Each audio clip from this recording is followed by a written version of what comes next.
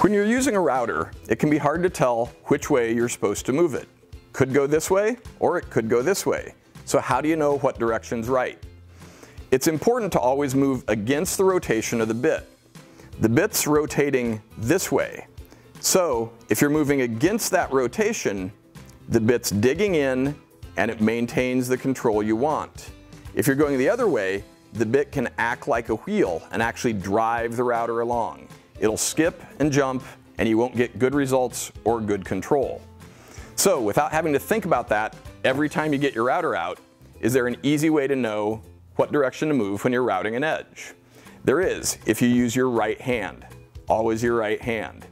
Just lay it on the board along the edge that you want to route.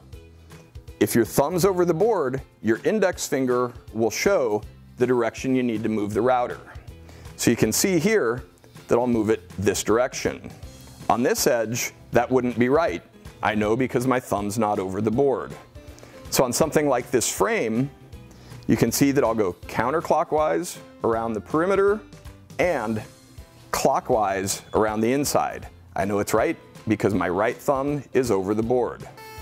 So use this simple rule every time you route an edge and you'll get great control and great results.